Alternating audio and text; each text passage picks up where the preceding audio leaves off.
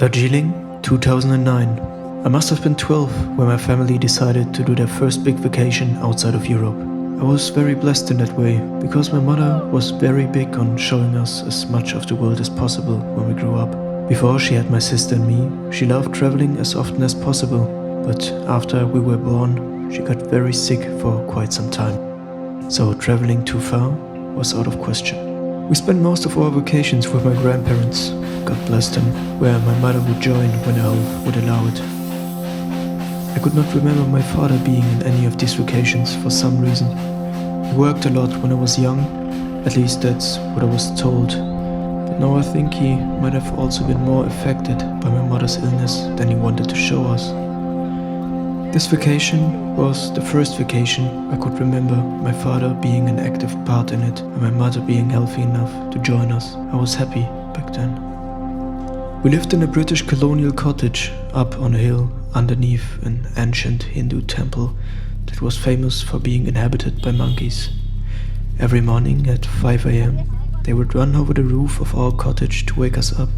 In the narrow alley leading from our cottage up to the temple were homeless children that were the same age as me, and it was the first time that I came in contact with the possibility or the reality that there are people that have it a lot worse than I had it, and it made me sad. I gave them chewing gum I bought with the pocket money my parents gave me. Some of the kids had amputated arms, while others had gruesome looking skin diseases. Thank God I was still too young to grasp the fact that some of the children were purposely mutilated by beggar organizations for the sake of generating money. I would give them sweets whenever I passed them, and they smiled at me. I considered them my friends because back then I did not have many. One day, my parents decided that we go up to the temple where I was immediately captured by its uniqueness. I was raised Christian and was able to make the connection that we would go to a church to worship God, but was fascinated by the fact that people from here would come here to a temple to worship their gods. After my sister and me got red points on our forehead, which now if I look back at it was probably a sin, we went to the temple's biggest shrine, a colorful wooden structure that was surrounded by wild monkeys. On the stairs next to the temple sat an old man with kind-looking eyes smiling at us. That's when we met our guide, and we would spend the next week being guided by him through the wonders of the city, not demanding anything. He showed us a world so different than what my 12-year-old eyes had ever seen before, and I think that was one of the few times in my childhood where I thought that the world wasn't so bad at all.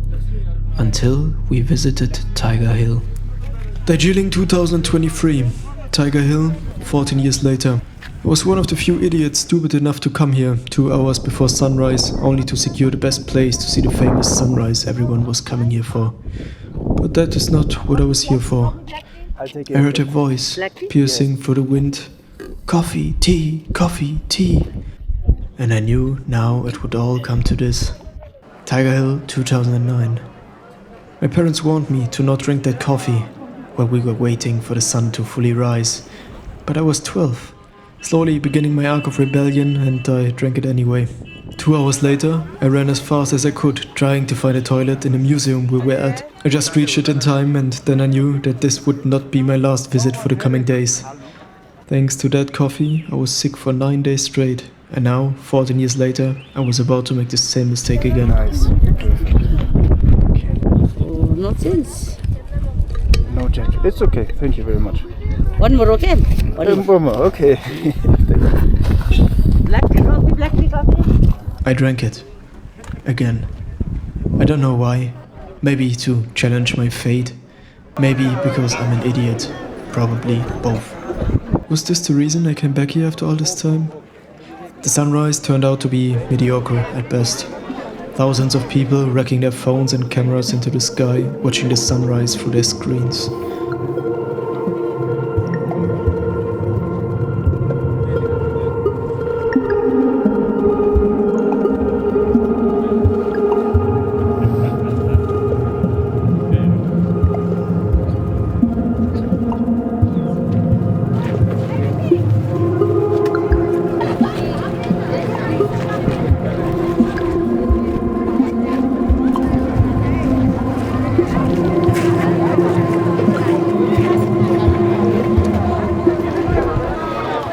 Yet, this time, the coffee could not defeat me. A small win on a larger scale, but still a win. Part 1 of the 2 reasons I came back here was accomplished. Of part 2, I was afraid. Afraid of finding out what I already suspected. Later, I thought, while trying to find my driver that was waiting somewhere between the other hundreds of cars touring the most popular attractions here. Maybe I remember something, I thought, I hoped, as decaying Tibetan flags sadly dancing in the wind would pave the road to the next attraction. The next attractions would just go by without having any sort of impact on me. Sure, the panoramic view of the endless seeming tea fields were nice to see, as well as the old monastery or the war memorial, but nothing touched me for some reason. The driver dropped me in front of the zoo, and I remembered our guide leading us through it. I felt some of my childlike curiosity coming back. The eyes are the windows of the soul, someone smarter than me said once. Some of the animals caged here still had it in them. Some gave up. Same with humans, although we still mistakenly believe we are free. At least the animals were aware, some even adapted, not letting it get to them. I liked zoos anyway. Call me immoral. Reminded me of seeing my father smiling. He used to take us to the zoo on his birthdays, a long time ago. I lived in a hostel somewhat higher up, overviewing the different colored terraces of other families from my balcony. I felt like a voyeur, watching them while smoking a cigarette. Or 10. In the evening I'd have a beer or two with the nephew of the owner of my hostel. We would talk about life. He said that I looked alright, but not particularly handsome. I agreed. I told him about that Darjeeling changed last time I've been here. He said change is inevitable. I asked, why does it feel like it only changes for the worse? Well, does it? He replied. I went to Gangtok over the weekend. Wasn't impressed, although I was allowed to smoke inside my hotel room. I began to drink on my own, which is very unusual for me. I filmed some of the city, but not much.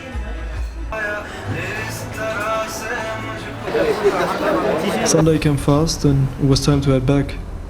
The ride back was cool. I met an Indian soldier my age.